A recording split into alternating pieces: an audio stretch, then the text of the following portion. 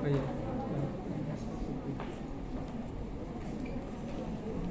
Wih, makasih.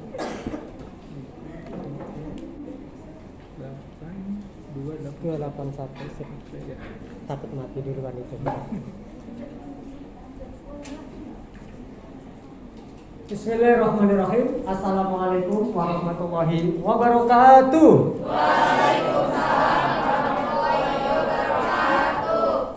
Yang saya hormati kepada Bapak Kepala Kantor Bahasa Provinsi Banten, Bapak Haji Halimin. Kemudian yang saya hormati kepada rekan-rekan, kawan-kawan dari tim Kantor Bahasa Banten, Ibu Anita CS dan kawan-kawan yang sedang hari ini terus menggelorakan semangat literasi di Kota Cirebon. Kemudian yang saya hormati adik-adik yang ada di dalam ruangan ini, secara tatap muka kita bertemu. Dan saya juga harus menghalau juga ibu-ibu guru atau para pendamping yang ikut dalam konteks Zoom ini. Tetap semangat ibu-ibu dampingi anak-anak kita, karena hari ini sampai 2 hari ke depan ibu-ibu akan terus mendapatkan ilmu pengetahuan baru tentang dunia menulis, terutama dunia prosa. Tetap semangat ya yang di rumah, dan tetap jaga protokol kesehatan. Untuk yang di ruangan ini harus lebih semangat karena bisa langsung melihat saya, berdialog, berdiskusi, dan langsung bertanya. Adik-adik, sebelum kita masuk ke materi saya ini adik-adik menggali ide dalam pembuatan prosa ya. Idenya digali untuk menulis sebuah prosa dalam bentuk cerpen.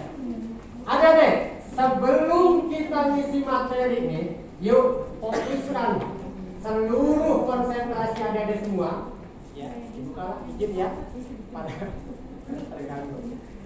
Sebelum kita materi, yuk kita fokuskan dulu. Ikuti saya, ingat-ingat adik-adik ini otaknya masih jernih-jernih ya. Kalau saya katakan kantor bahasa, maka adik-adik harus jawab Jaya, Jaya, Jaya. Coba saya ulangi sekali lagi ya. Kantor bahasa Jaya, Jaya, Jaya. Tangannya nanti begini ya, biar seluruh pusat konsentrasinya ke depan.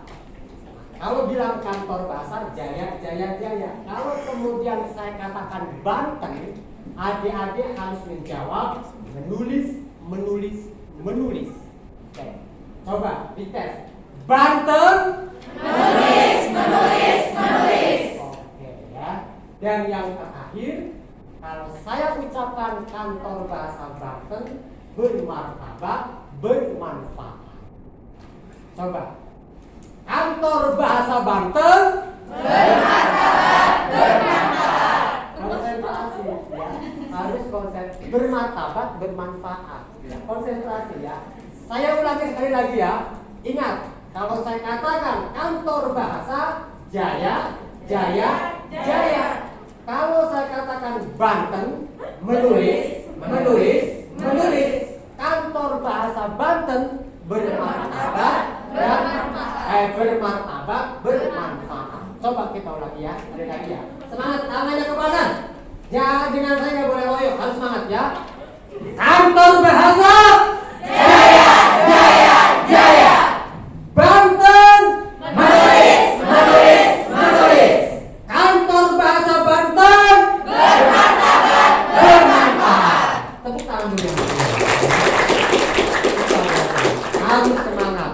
Adik-adik, bengkel penulisan prosa bagi siswa SMA sederajat Kota Cilegon, menggali ide.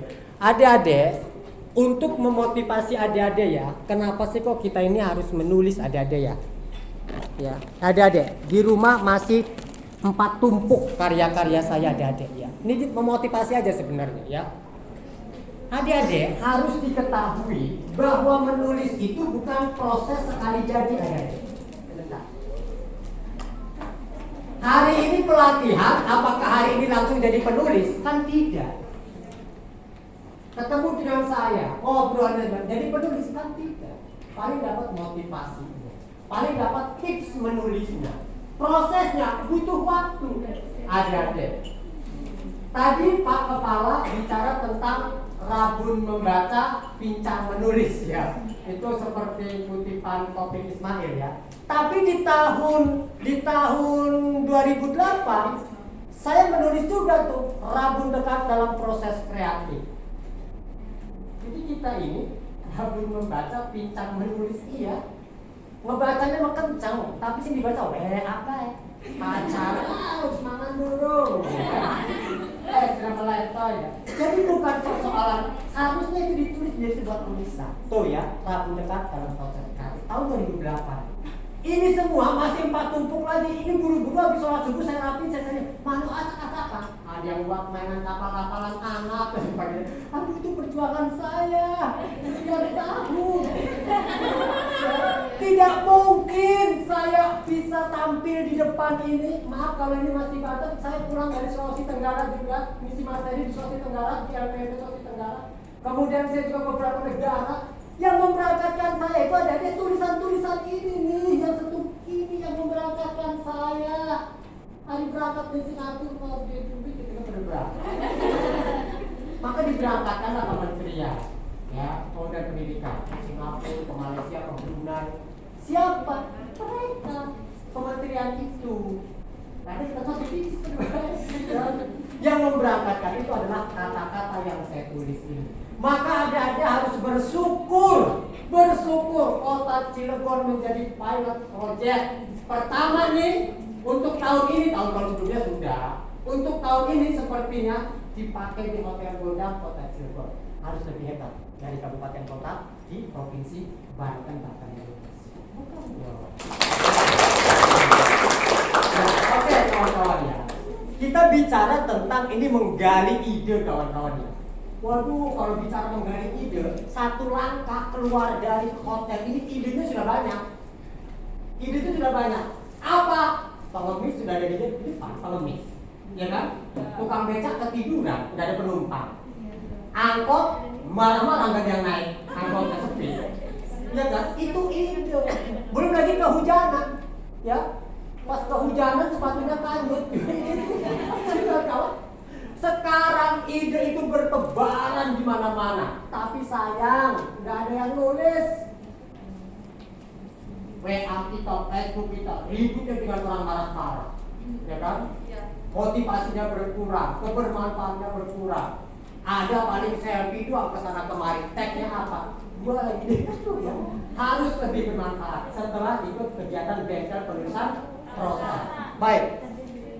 Kantor Bahasa Provinsi Banten ya, ini Rahmat MPD, Duta Baca Banten dan Instruktur Literasi Nasional. Kalau Duta Baca Bantennya dari Perpustakaan Provinsi, kalau Literasi Nasionalnya saya diberangkatkan dari Kantor Bahasa. Ya, Bu Anita tahu itu ya, perjuangannya di sana. Dilombakan 180 peserta seluruh Indonesia. 180 peserta seluruh dari Papua, dari mana-mana, dari Aceh, dan alhamdulillah saya menempati urutan keempat terbaik seluruh Indonesia. Nah kawan-kawan, kita gak pada baik mau kampung barang emang. Kita pojok ingin turun ke rumah ya. Tapi dengan wasilah nih menulis cerpen, puisi, artikel, novel, dan drama, resensi buku, alhamdulillah ya. Yang orang kampung juga kadang ada di beberapa kota di Indonesia, kadang juga bisa menjangkau ke luar negeri ya. Adik-adik harus lebih hebat, lebih semangat dari saya, karena adik-adik zamannya sudah berubah ya gitu.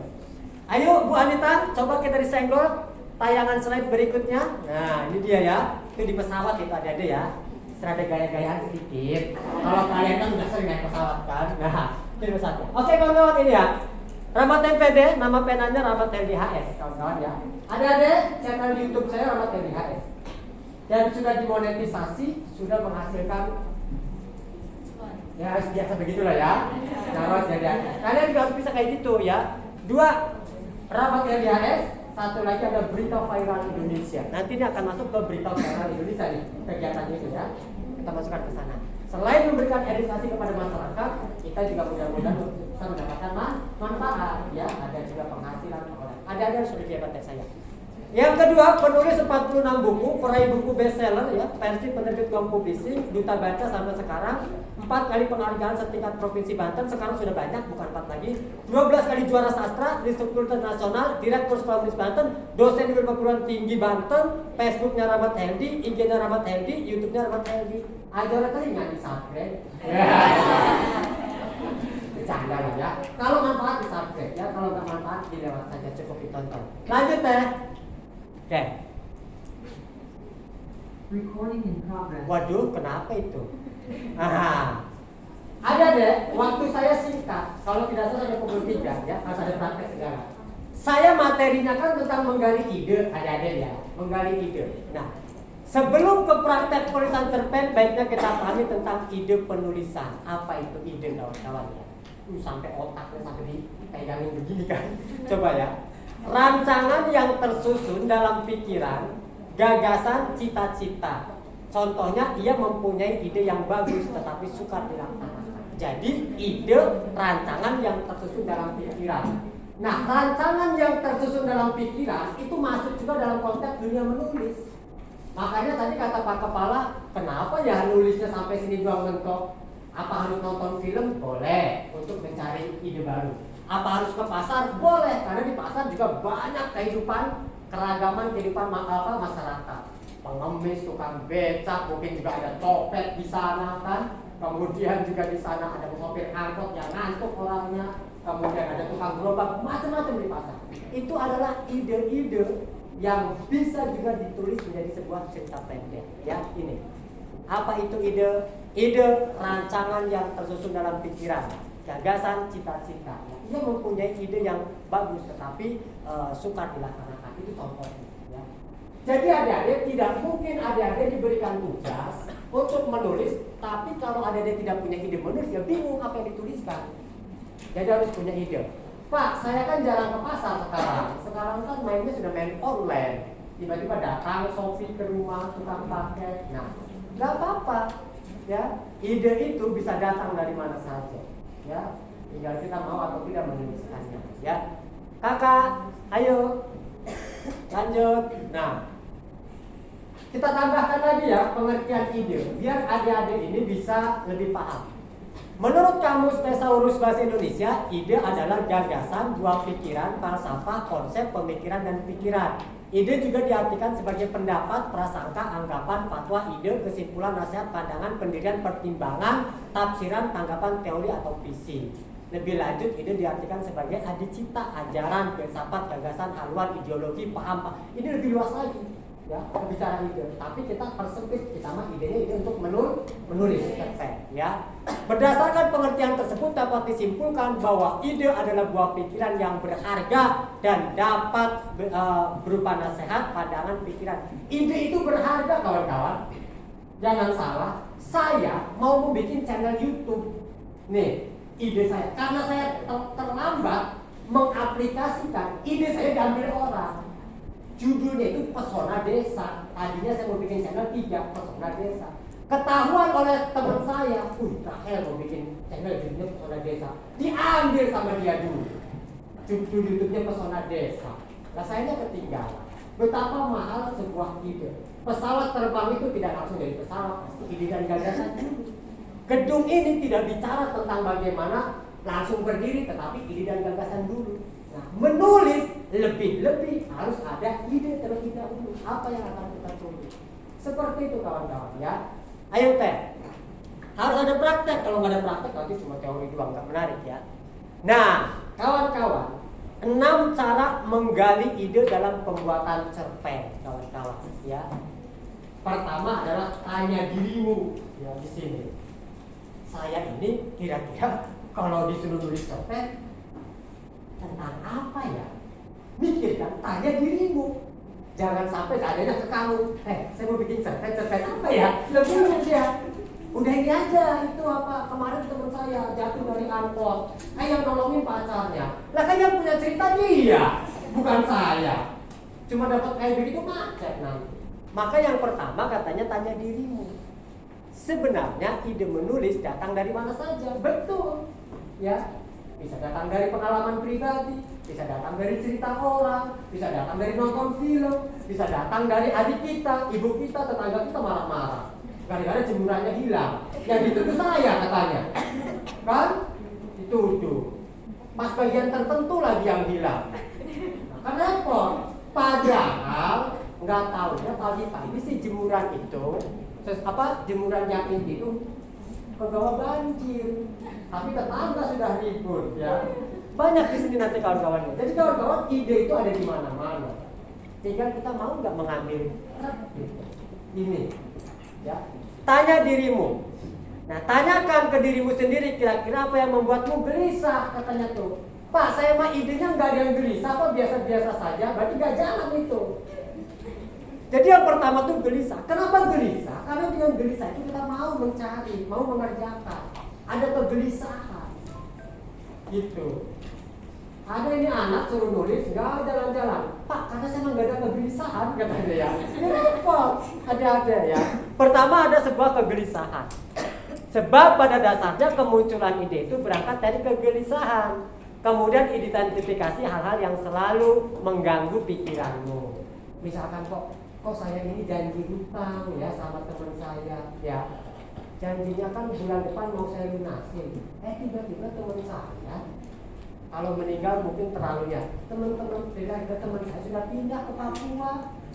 Dan saya tidak tahu alamatnya, ketika dihubungi nomor HP-nya juga mati. Kan ada kegelisahan bagaimana mengembalikan hutang. Ya kan?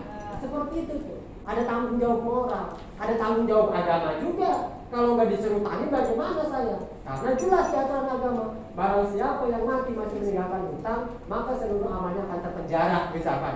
Takut. Sementara saya adalah pemimpin rohis, ngajakin orang sholat berjamaah misalnya ya. Nah, seperti itu. Dia cari, searching di Google, searching di Facebook nama dia, enggak mau, enggak ketemu. Akhirnya dia berpikir, bagaimana cara melunasi utang saya 100.000 ke dia. Maka dia datang ke pengemis. Nek, saya ini sebenarnya bukan saya yang bersedekah. Ini karena saya mau menutup hutang teman saya itu sudah nggak ketahuan. Tolong Nek, terima hutang atas nama siapa ini? Kamu namanya siapa? Atas nama Ratu. Kata si pengemis, jangan. Saya tidak mau menerima pemberian dari hutang. Tuh, sedih kan? Kenapa Nek? Baiknya adik masih hidup, cari keluarganya. Cari lagi kan? Yang mau menerima uang 100.000 nih atas nama hutang yang si Ratu udah pergi ke Papua itu, datang lagi ke tukang jeruk. Pak, maukah Bapak menerima sedekah saya? Sedekah apa? Saya punya hutang sama Ratu, tapi Ratunya dia tidak mau lah kalau dia bilang kayak gitu mah, takut hutangnya pindah ke saya. Nolak lagi kan? Dicari-cari nggak ada yang mau. Nggak ada yang mau. Akhirnya jatuh ke kotak amal masjid. Lalu datang lagi si markotnya. Dek, apa enggak kebesaran sedekah di kotak amal masjid 100.000? Biasanya 1.000 perak, Dek. Nah, gitu kan? Pak, sebenarnya ini bukan sedekah saya, tapi saya sedekah atas nama Ratu. Siapa Ratu? Teman saya dulu yang mengkawin saya, orangnya udah ada. Adik masih muda, baiknya ada lebih cari lagi orangnya. Jangan-jangan orangnya masih hidup. Boleh atas nama dia kalau orangnya sudah meninggal.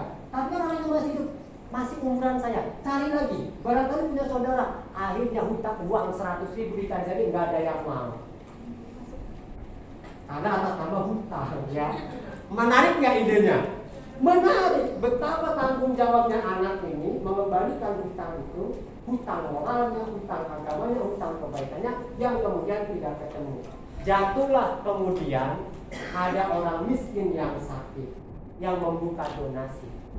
Nah, Nek, ini untuk sedekah teman saya. Apakah Nenek mau? Enggak apa-apa, demi menyelamatkan anak saya. Lalu bilang, wahai Ratu, jika engkau melihat videoku ini, bahwa saya sudah mencarimu berbulan-bulan, bertahun-tahun gak ketemu-ketemu, maka hutang saya 100.000 kepadamu, saya hutangkan, saya sedekahkan atas nama dirimu kepada nenek yang fakir miskin anaknya sakit ini. Semoga kebaikannya Allah balas untuk kebaikan kamu, Ratu. Ya entah ada di mana. Saya nggak tahu kamu tinggal di mana. Tolong Nek diterima. Akhirnya uang itu jatuh kepada orang yang miskin yang anaknya sedang sakit. Tidak tahunya si Ratunya itu menonton video itu, bangga dan mengirim video call sambil menangis. Ternyata engkau adalah sahabat yang paling setia, yang mau menceritakan sebuah persahabatan. Doamu semoga dikabulkan dan berbalik kebaikannya untuk engkau juga, wahai Ratu sahabatku. Dia menangis di depan video call itu, keduanya saling berurai air mata. Tentang mudah-mudahan ya. Seperti itu. Jadi jangan begini, jangan diputus ceritanya. Saya sedekahkan ke masjid, flat aja. Lah udah nggak ada seru-serunya. Cerita yang bagus adalah cerita yang mampu mendedah pembacanya. Cerita yang bagus ketika 3 bulan, 4 bulan, 10 bulan, bahkan tahunan, cerita itu masih melekat si pembacanya. Itu cerita yang bagus. Cerita yang jelek, baru 5 menit dibaca, ditanya, apa sih ceritanya? Nggak tahu tuh, nggak jelas ceritanya. Nah, itu kan jelek. Bikin cerita yang cerita itu ketika 1 tahun kemudian orang masih ingat tentang ceritanya. Contoh misalkan, saya membaca cerpen Maman S. Mahayana, judulnya itu adalah Debu-debu di Lebu. Debu-debu di Lebu ceritanya itu. Sampai udah berapa puluh tahun saya membaca cerpen itu. Dan itu dahsyat sekali. Ada seseorang itu kerja bareng di pabrik. Tiba-tiba pabriknya di PHK. Temennya kena PHK, dia dikeluarkan lebih dulu. Temen yang satunya, dia masih bekerja. Bertahun-tahun sudah berpisah. Pada suatu hari ketemulah di warung kopi. Kaget. Kamu kan yang dulu bareng kerja saya di pabrik itu? Kamu juga ya? Astaga, berpelukan di situ dia. Ngopi. Kata teman yang sudah dipecat duluan ini, yang sudah bertahun-tahun ini. Pak, pisang goreng ya? Kopi 2, Mbak. Siap. Gimana kabarnya pabrik? Aduh, sama, saya juga baru keluar nih 1,5 bulan ini. Wah, kamu juga dipecat ya? Ya, pabriknya bangkrut. Kamu sendiri kerja apa? Ya, beginilah saya ya biasa kayak beginilah, cari ya receh lah. Tapi jangan enggak. Kita nggak usah bicara masa lalu. Ayo minum kopi tuh. Oh iya, minum kopi. Makan pisang goreng. Tiba-tiba saja yang dipecat duluan ini ngomong, tungguin saya ya di sini. Saya mau ke toilet dulu. Yang ngeluarin dompet. Nitip dompet saya. Tuh. Oh iya. Jangan lama-lama ya. Iya, benar, saya cek lagi. Pergilah dia. Ditunggu tuh orangnya tuh. Ada yang ditungguin. Yang kemana itu si Rahmat? Katanya sebentar doang. Setengah jam nggak nongol. 1 jam nggak datang. Sampai 2 jam nggak. Bingung ini kopi siapa yang bayar? Ini pisang goreng siapa yang bayar? Nah, tiba-tiba, ayo hajar saja, pukul, kita bakar, ampun, tolong ampun, bakar saja. Ini terus malingnya, ini terus copetnya. Tiba-tiba kedengaran, loh, ada apa orang ramai-ramai di ujung jalan sana? Lalu dia mendekat. Tiba-tiba, astaga, Rahmat, kamu kenapa? Sudah diborgol tangannya sama polisi. Lalu antarkan, di dalam dompet itu ada KTP saya. Dibawa ke kantor polisi, dibawa naik ke mobil, lalu dia membuka dompetnya, dicarilah alamat. Masuk gang ke gang terus, di mana ini rumahnya si Rahmat ini? Oh, itu bisa ditangkap polisi dan tidak benar. Di ujung gang yang becek, rumahnya yang reot, kumuh. Anaknya 3, yang 1 perutnya buncit, kurang makan. Yang 1 kurus, kena cacingan dan lain-lain. Tok. Assalamualaikum. Ya, tunggu sebentar. Dibuka. Rumah gedenya itu. Rumah dari bambunya itu. Tadi siapa, Pak? Tidak, Bu. Saya hanya ingin memberikan dompet ini. Tuh. Di sini nih kekuatan cerpen. Dia duduk. Pasti Kang Rahmat ditangkap polisi lagi. Tuh. Kaget. Loh, kok ibu tahu? Setiap dompet ini pulang tanpa Kang Rahmat, artinya dia memberikan tanda bahwa dia ditangkap polisi. Nah, jadi dompet itu ciri bahwa dia pasti ditangkap polisi. Itu cerpen itu debu-debu di Lebu sampai sekarang saya masih ingat. Betapa kemanusiaannya itu sangat luar biasa. Adik-adik kalau pengen menang juara nulis cerpen harus seperti itu. Isi cerpennya harus mampu mendedah pembaca, bahkan alur cerita itu bisa tidak ketebak. Tiba-tiba, oh iya. Jadi ada semacam suspense, kejutan-kejutan dalam dunia cerpen yang ketika pembaca merasakan, oh ternyata seperti ini. Ini saya sering jadi juri, ratusan juri saya. Itu cerita itu datang aja, ini gak bakal menang kalau bakal kayak begitu. Cari kejutan-kejutan di mana cerpen itu bisa pembaca itu tidak akan lupa sehari 2 hari bahkan sampai setahun. Seperti yang tadi tentang mengembalikan hutang 100.000. Oke ya, lanjut tanya dirimu. Harus mantap adik-adik ya. Lanjut, tanya dirimu ya. Amati orang lain, adik-adik. Ya. Yang kedua, amati orang lain. Ini sengaja saya buat termudah ini adik-adik ya. Di kalangan siswa, kalau di kalangan karya guru yang kecil lagi kita kasih materinya ya. Amati orang lain. Coba kita baca dulu ya. Kalau kamu merasa pengalaman hidupmu nggak ada yang menarik untuk dijadikan ide cerita, datar saja seperti seluncur, kamu bisa mengambil pengalaman orang lain untuk dijadikan sebuah ide. Teman dekatmu misalnya. Dek, nih. Kita bicara fakta ya jadi. Nih, ini yang hasil dari obrolan teman dekatmu. Nih. Judulnya adalah Kerikil-kerikil berterbangan malam hari. Ini cerpen juara 1 tingkat provinsi Banten ada. Saya masih menyimpan dan nonton ya. Tuh ya, ini juara 1. Kerikil pada malam hari cerpen Rahmat Helmi HS. Ini cerpen juara 1 tahun 2007. 15 Desember 2007. Ada nih ya. Ini fakta. Biar ada yakin bahwa yang hadir pemateri di kantor bahasa Banten ini adalah orang-orang yang dihadirkan untuk ada orang hebat. Ini juara 1 di tahun 2007 ya. Bagaimana dengan amati orang lain? Suatu malam saya sedang ngobrol anak-anak pramuka, kan ada jerit malam tuh yang anak-anak dikirim kemana sudah jalan itu. Kebetulan teman saya ini dari guru sekolah yang lain, orangnya sudah dewasa, sudah punya istri. Jam 11:30 dia izin ke saya. Pak Rahel, saya izin ya, nggak nemanin anak dulu. Nanti jam 1 saya kesini lagi. Mau kemana jam 11:30 malam begini keluyuran? Mau ke kampung sebelah. Mau ngapain? Oh ternyata dia itu punya cewek di kampung sebelah. Punya kedemen. Bahasa sarangnya Pak Kepala ngerangda. Ngerangda itu nganjang. Dia sudah punya istri, ngerangda, nemuin gadis di kampung sebelah. Kalau ada apa-apa, saya tanggung jawab, saya bilang. Ya, kalau bagian ituan, karena itu urusannya dengan masyarakat nanti. Ya, tenang aja Pak Ahmad, saya sudah banyak ilmunya, katanya. Sore gini kita, pakai ilmu deh. Gua angkat dia jam 11:30 itu bawa motor. Ya, kata saya, masa dia nemuin cewek jam 11:30 malam? Belum sampai kampung jadi cegat sama tukang ronda kan? Nah, motornya dimasukin ke hutan, jalan kaki dia dari belakang hutan. Nih, judulnya Kerikil-kerikil pada malam hari. Ternyata karena dulu nggak ada WA, nggak ada telepon, belum ada WA, belum ada. Di belakang kampung itu apa yang dia lakukan? Ngambilin kerikil.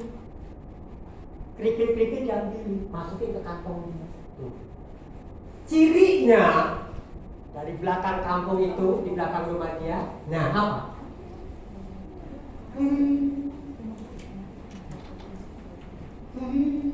Nimpugin apa coba? Hah? Genteng, jangan-jangan lu pernah terangga juga. Pengalaman? Enggak ya? Tapi kamu jangan ketebak ya. Genteng yang dilemparin, genteng yang kamar si perempuan itu. Gue banget tuh katanya. Gue banget ya. Enggak ya, kamar modern ya pakai kaya. Dilemparin itu. Agak-agak. Kalau sudah ada bunyi kerikil-kerikil yang jatuh di genteng itu, artinya bahwa dia sudah datang. Tinggal dibuka pintu belakang. Tuh. Ini ide menggali ide dari cerita pendek judulnya Kerikil pada malam hari. Kemudian masuklah si laki-laki itu, karena sudah ada kode kerikil-kerikil yang jatuh di genteng itu. Nah, suatu malam tukang rondanya berputar. Kok aneh ya, kayak ada sesuatu yang berbeda di sini. Iya, betul. Nah tiba-tiba kok itu rumahnya si Salma itu kalau tiap malam biasanya mati, lampunya dimatikan, kenapa ini dibuka? Terus pas keluar kayak ada bayang-bayang, merinding untuk kata yang tukang ronda. Udah, jangan di sini lah. Maka besoknya lagi kedengaran lagi bunyi kerining-kerining itu. Kayak ada bunyi suara genteng. Iya, benar nggak sih ini? Ini sebenarnya orang ngirim santet, ngirim terus sih. Akhirnya, wah, ada bayang-bayang masuk ke rumahnya Sarmuna. Nah, masuk di situ kan. Nah, ketahuan lah di situ. Akhirnya si tokoh teman saya ini dalam cerita ini ketahuan tukang roda, akhirnya di babak belur, diiring diarak seorang sekampung. Woi, malingnya sudah ketangkep, malingnya sudah ketangkep. Nah, si Sarmunanya ini karena merasa dia sudah menjadi kekasihnya, menangis. Kepikiran, malingnya babak belur, ya maling perempuan bukan maling barang, tapi Sarmunanya lama-lama menjadi gila. Sarmunanya gila karena tidak lagi didatangi sama kekasih gelapnya. Judulnya Kerikil pada Malam Hari, ceritanya amati orang lain. Saya mengamati teman saya yang perilakunya doyan ngerangga tiap malam. Saya tulis jadi cerpen. Akhirnya cerpennya menang juara 1. Ya, kita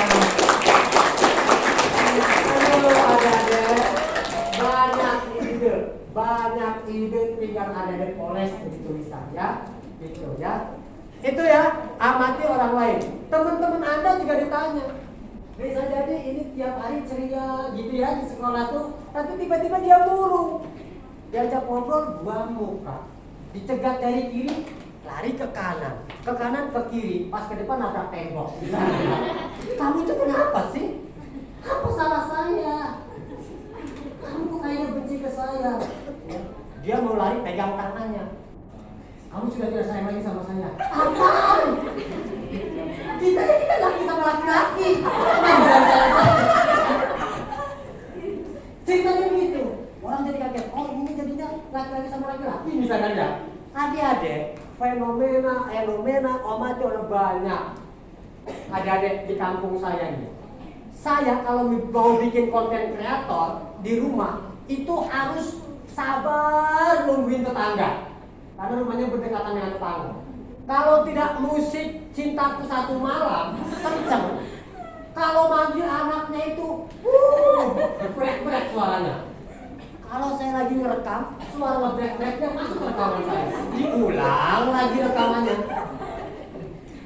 Nah itu kemudian saya jadikan sebuah ide cerita. Saya gali cerita dia. Kenapa itu ibunya itu kalau manggil anaknya itu semua kebun binatang ditanggil. Buang sampai monyet dia. Goblok itu. Jadi ketika saya ngerekam atau bahasa goblok segala pada masuk ke rekaman saya.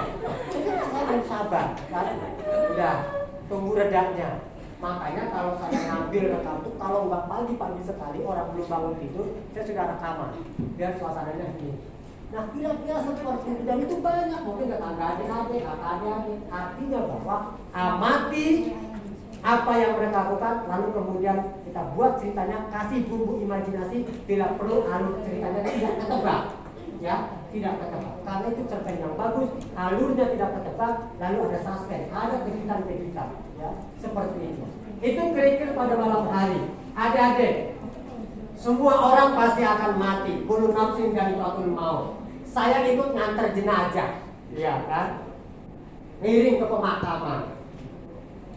Yang meninggal adalah kiai. Saya ikut apa itu ngurungin tanah tuh.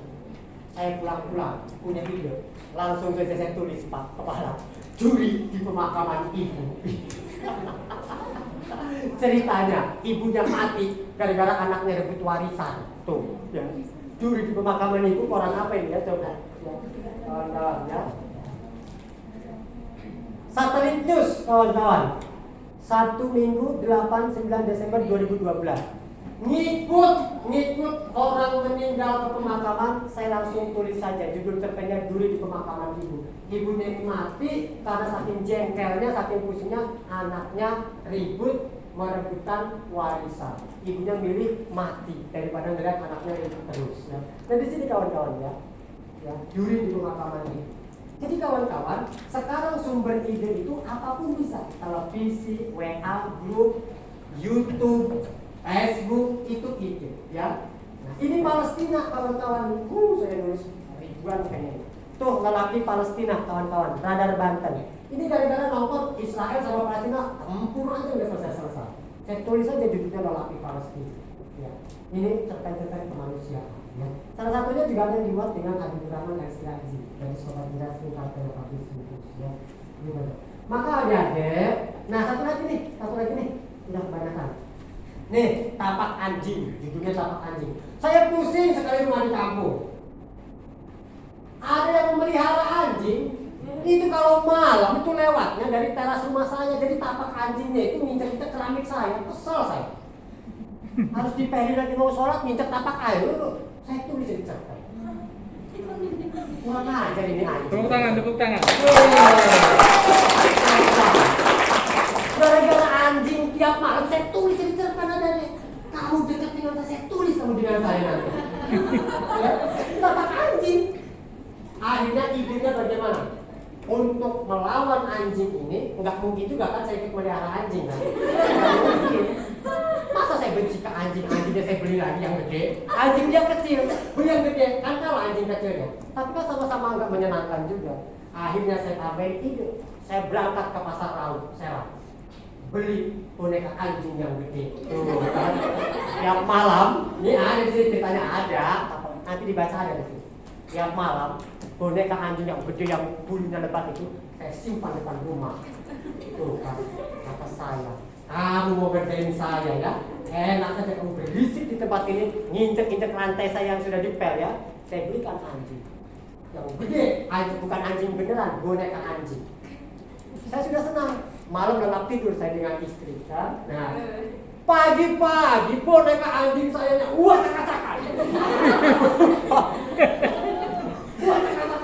Kayaknya diserang. Dia bawa kelompok anjing itu. Dia bawa kelompok anjing ya. Saya ditantang begitu ya. Ada anjing gede di sana, tapi anjingnya diem aja, nggak bunyi guguk-guguk. Akhirnya diterubutin anjing saya itu, boneka anjing saya. Pagi-pagi saya marah besar.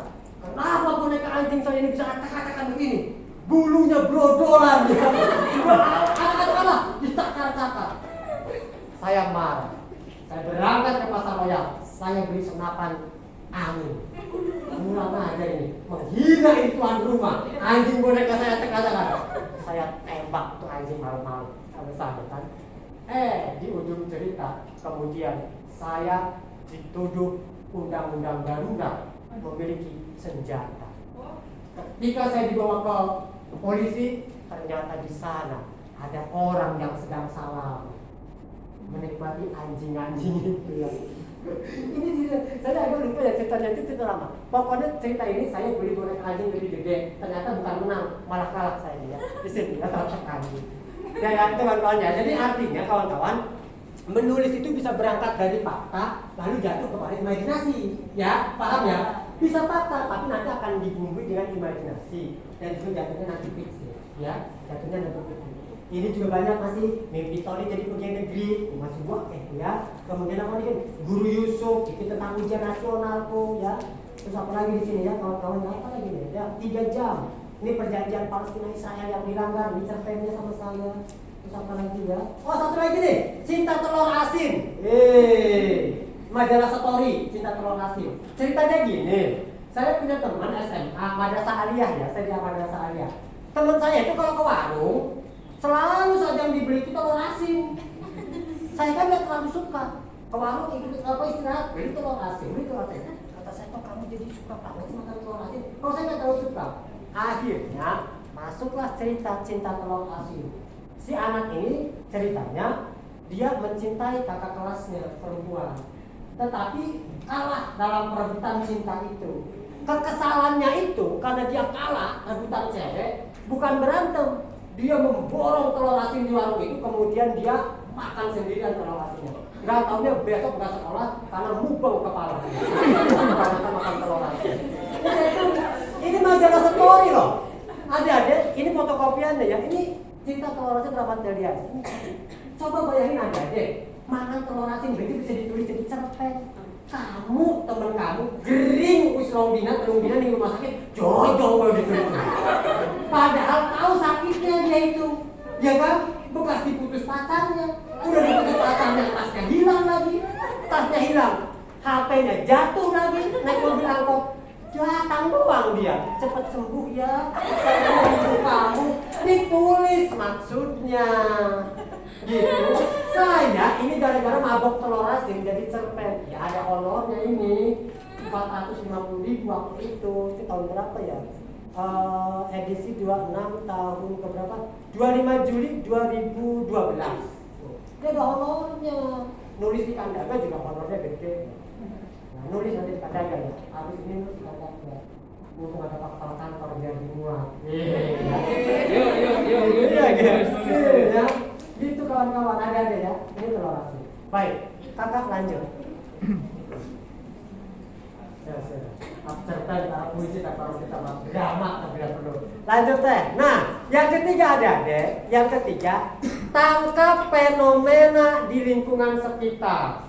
Adik-adik, nggak bisa. Yang namanya nulis itu memang butuh kesunyian.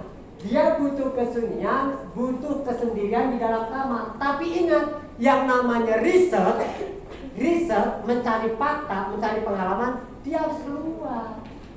Nggak mungkin kita ketemu sama pengamen ngantuk kalau kita nggak ada di lampu merah, iya kan? Nggak mungkin kita ketemu misalkan pedagang jualan nggak laku-laku gara-gara kehujanan kalau kita tidak keluar dari rumah. Lihat tangkap fenomena di lingkungan sekitar, kawan-kawan. Barangkali ada anak yang sakit tapi dia pengen sekolah. Barangkali ada bapak-bapak yang sakit seminggu anaknya jauh-jauh nggak pernah nengok. Itu juga ditangkap sebagai bentuk ide digali. Barangkali juga ada kakak kita, saudara kita tiba-tiba kebanjiran, benda berharga, cincin pernikahannya hanyut dan itu adalah harta satu-satunya. Lalu diceritakan bagaimana pengorbanan mendapatkan cincin yang 1 gram itu. Dia pilih batu, misalkan pemecah batu di gunung itu, sampai kemudian batunya itu pernah mental menimpa kepalanya. Di situ perjuangan pernikahan, bahwa tidak boleh perempuan itu menghina suaminya gara-gara miskin, sementara dia tahu untuk bisa mencintai kamu, menikahi kamu, kepala saya kena belah akibat memecah batu untuk mendapatkan 1 cincin pernikahan. Hati-hati banyak cerita, ya ditulis aja main game baik, ya main gamenya dikurangin, ada-ada. Ini Masya Allah di kampung-kampung ini main game ya. SMA main game, SMP main game. Emang kamu main game kenyang dari main game? Hentikan, kurangi, alihkan ke membaca, alihkan ke menulis. Insya Allah saya sendiri ya, habis dari sini nih, besok saya di Flamengo pindah, mohon izin Bapak Kepala ya, saya ke Flamengo. Kamis saya ke SMP 10, Sabtu saya ngisi materi esai guru dan mahasiswa. Jadi kawan-kawan, ini makanya sing serius ya, mumpung masih mumpung masih belum ada banyak-banyak persoalan. Lihat ya, ide juga bisa kamu dapatkan dari hasil mengamati apa yang tengah terjadi di lingkungan sekitarmu. Bisa fenomena psikologis, ketidakpercayaan terhadap diri sendiri, maraknya aksi bully, kebucinan di antara pasangan remaja, masalah sampah, penyakit, wabah. Yaitu kawan-kawan cuma menulis. Penulis senior pun kawan-kawan kalau dia mau menulis tidak bisa duduk di kamar, dia harus berjalan-jalan, melihat fenomena. Kadang datang ke pasar, datang ke rumah sakit, dalam rangka apa? Menggali ide. Saya Bapak mau nulis nggak ada, mood aja Pak. Ditungguin mood gak datang-datang. Ya si Mahmud gak datang-datang. Masa ada yang mau nungguin kamu? Mood, ide itu harus dicari. Nongkrong dan kalau kamu seharian di lampu merah, nulis apa begini ya? Lama-lama kamu di cerita orang lain. Ada siswa juga di bawah belakang. Padahal dia nggak jiwa, dia lagi nyari ide. Atau kamu mau menulis ya, tiba-tiba gak ada ide, berdiri aja di tengah lapangan hujan-hujanan. Kata tetangganya, si Ropa tuh sedan gitu. Telung dino udah baik. Padahal lagi nunggu mood pun jangan ditungguin, dicari ke pasar, baca buku, nonton film, ngobrol, ya baca berita nih, banyak berita-berita sekarang tuh. Saya mau nulis tentang, jadi banyak. Jadi tidak bisa ditunggu. Ya, ide nungguin ide, siapa yang ngasih kamu ide? Orang cari uang juga berangkat dulu, ngojek dulu, baru dapat uang. Ini ditungguin seharian sebulan, ya kadang-kadang lah. Baca, nonton TV, nonton film, bertemu dengan kawan, baca berita, datang sendiri. Nah, ini contoh nih, saya tulis nih. Pengemis pincang di judulnya ini. Ada pengemis pincang, tapi dia gendong anak. Ya, udah membawa anak, dia bawa tongkat juga. Menarik tuh. anaknya anak siapa, pengemisnya itu dari mana, dapat uangnya berapa. Kalau beli susu dari mana dia, ya, itu perlu diganti idenya. Bikin sedramatis mungkin itu pengemis itu, ya. Ternyata si pengemis itu diketahui bahwa tadi putus sama istrinya, ya. Tanpa punya susu, dia harus bagaimana menyelamatkan anaknya. Pokoknya yang seperti itu bikin pembaca itu menangis, kawan-kawan. Bisa nggak pembacanya menangis? Karena tradisi di depan pengemis itu menangis bisa Pak kalau dicoletin bawang putih. Kayak begitu. Maka ada kekuatan menulis, kekuatan ide itu harus sebanding dengan kekuatan membaca. Tombak yang tumpul tidak akan mampu merobek kain kendati tipis sekalipun. Pembaca yang baik, penulis yang baik, dia adalah pembaca yang baik. Kalau nulis tanpa membaca, dijamin orang bakal beres.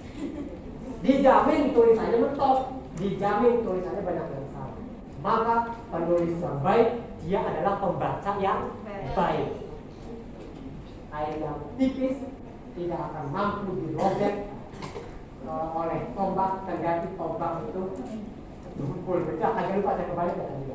Kira-kira seperti itu kawan-kawan. Ya, jadi penulis yang baik adalah pembaca yang baik. Ya. Lanjut tangkap fenomena dan sekitar. Imajinasi, tuh kawan-kawannya. Pak, ini imajinasi ini penting. Penting aja deh. Kalau ada yang nulis cerpen tanpa ada bumbu imajinasi ya, jatuhnya nanti berita. Jatuhnya ke berita loh. Telah terjadi kecelakaan di depan Hotel Gondang Kota Cilegon. Salah satunya adalah peserta dari bengkel penulisan cerpen. Siswa tersebut bernama Rahmat, misalnya ya, yang beralamat di Kampung Reto, Sukabumi, Saringungu, Kabupaten Serang. Yang menabrak Rahmat adalah mobil angkot. Kebetulan si sopir ngantuk. Ketika diwawancarai, sopir tersebut semalaman tidak tidur karena begadang. Akhirnya Rahmat dibawa ke rumah sakit. Nggak menarik kalau nggak ada idenya mah. Seperti halnya ada saya nggak ada kamu. Gitu ya. Nggak lah ya. Seperti itu. Jadi kalau tidak ada imajinasi aja, cerpennya jadinya berita. Oh, apa sih itunya? Itu ada anak kecelakaan, Rahmat ngomongin guru. Bahkan ngantuk, guru Rahmat itu ngantuk sopir ya. Udah gitu doang. Saya kira neng di sekarangnya di situ dia dibawa ke rumah sakit. Udah selesai gitu doang. Oh, mudah-mudahan cepat sembuh lah. Tapi kalau kemudian dibuat cerpen, masukkan imajinasi, maka ada nilai dramatis di sana. Ya wanita. Dua. Suara keras benturan di jalan depan Hotel Gondang itu membuat orang-orang lain berhamburan keluar. Sangat keras suara. Satu orang terkapar dan motor terpelanting jatuh ke dalam got di sisi jalan. Terperanjat-kaget nampaknya seorang sopir yang matanya memerah. Bangsat kamu, kenapa kamu? Orang-orang berkumpul saling mengumpat siapa yang salah di antara kedua kecelakaan itu. Nah itu yang dimaksud dengan cerpen, imajinasinya. Kalau bukan cerpen kayak tadi, orang menarik. Lalu lomba, orang bakal menang. Asik ya, imajinasi. Biar apa? Si pembaca itu seolah-olah masuk ke dalam cerita kita. Paling tidak pembaca itu berbaur. Jadi orang-orang yang menolongi si korban. Kayak gitu aja. Maka dibutuhkan kalimat-kalimat itu ya. Buat kalian yang suka banget berhaluria, atau berhalusinasi itu ya, pengen bikin ini, pengen bikin itu, jangan sedih kalau dikatain halusinasi. Justru ini bisa jadi poin plus, sebab dari kegemaran berhalus itu kamu bisa mendapatkan ide untuk menulis cerita. Meskipun ide ceritamu berasal dari hasil imajinasimu. Kayak Bapak tadi misalkan, tiba-tiba saja Pak Tarne itu naik ke angkasa. Di Pluto dia nggak pulang-pulang. Kan itu halusinasi sebenarnya. Tapi itu menjadi kemungkinan karena pesawat-pesawat pulang dari Amerika Serikat sudah mau membangun hotel di sana. Ya iya, kita masih ribut di bumi. Mereka sudah ribut di atas di bulan itu. Suruh nulis dan nulis para siswanya. Mereka sudah rebutan jatah di bulan. Karena buminya sudah nggak kondusif gitu ya. Nah tiba-tiba dalam cerpen betul. Loh, emang bisa dia tinggal di planet Pluto? ketika dibaca, oh betul, karena Amerika Serikat sendiri ketika membaca Quran sudah banyak yang mengkapling-kaplingkan tanah di bulan. Waduh, bagaimana dengan pacarku itu? Apakah dia akan kembali ke bumi atau tetap di bulan? Maka karena dia nggak punya apa-apa, membuatlah layangan yang gede. Layangan itu ditulis ya, teruntuk pacarku. Siapa namanya? Wira. Dira, teruntuk kekasihku Dira yang ada di bulan. Kukirimkan kata-kata ini kepadamu, kutuliskan kata-kata ini di atas langit beserta layangan cintaku kepadamu. Semoga suatu saat nanti engkau bisa kembali ke bumi dan kita menuju ke pelaminan. Diulur, layangannya itu tinggi, terus diputus dari bawah. Trak. Mudah-mudahan layang-layangan itu nyampe ke bulan, ditangkap oleh si Dira. Imajinasi enggak? Ya. Imajinasi enggak? Ya. Menurut kamu nyampe enggak itu layangan itu ke bulan? Ya. Tapi apa makna di balik itu? Betapa cinta itu sangat besar. Jangan kamu lautan, samudra, bulan pun bila perlu dikirimi surat cinta, saya kirim lewat layangan. Tiba-tiba layangannya besok hari turun lagi, jatuh di halaman rumah kamu, di rumah saya. Dan kenapa surat cinta untuk Pino jatuhnya ke saya lagi? Ternyata layangan itu tidak sampai ke dia. Menangislah dia di kamar, memanggil nama-nama Dira. Tak lama kemudian dokter psikologi datang. Kata dokter apa? Anak ibu sebentar lagi mau menyusul. Segera dibawa ke rumah sakit jiwa. Tragis nggak? Boleh nggak cerita kayak begitu? Itulah kekuatan imajinasi adik-adik. Jangan yang dibuat macam-macam imajinasinya. Buat. Ada apa di sana? Ada sebuah ketulusan cinta seorang laki-laki kepada perempuannya. Padahal bilanya bukan ke bulan langit, bukan.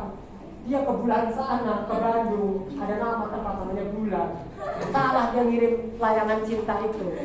Nah boleh. Begitulah cinta. Jangankan bulan, akhirat pun akan dikejar.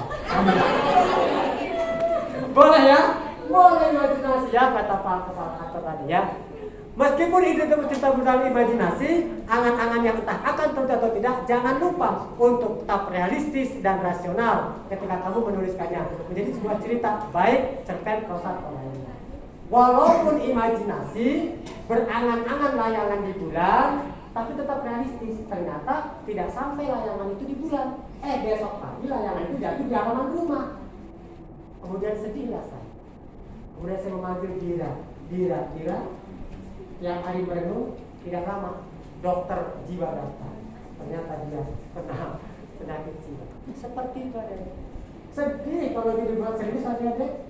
Jurinya pasti menangis itu, pasti juara satu itu. Ya, judulnya ketulusan cinta, layang-layang putus di atas langit gitu ya. Luar biasa. Kalau adik-adik sudah di acara bengkel ini nggak bisa nulis, payah adik-adik. Baca yang banyak, ya. Contohnya udah ditunjukin, ya. Kalimat imajinasinya sudah saya siapkan. Adik-adik tinggal berpikir keras, menulis semangat. Yakin adik-adik bisa. Lanjut kakak. Wah. Kakak, panitia bagaimana? Istirahat atau sampai jam berapa kita? Lanjut atau gimana? Terserah. Sholat dulu. Adik-adik kita ini sampai 6 ya kalau menggali itu ya. Nanti yang 3 dilanjutkan setelah sholat ya. Setelah sholat. Sekarang istirahat dulu. Oke. Pak istirahat dulu. Iya. Mantap ya. Adik-adik kita jeda sejenak. Karena ada tugas yang harus kita selesaikan.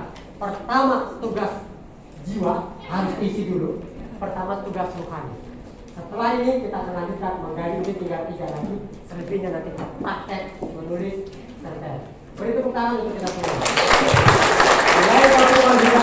Assalamualaikum warahmatullahi wabarakatuh. Waalaikumsalam warahmatullahi wabarakatuh. Sekali lagi beri tepuk tangan bersama.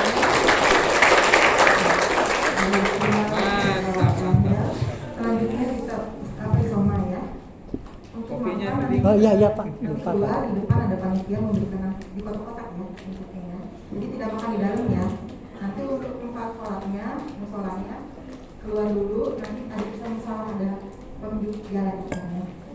Baik. Nanti kita berkumpul lagi pukul 1 ya.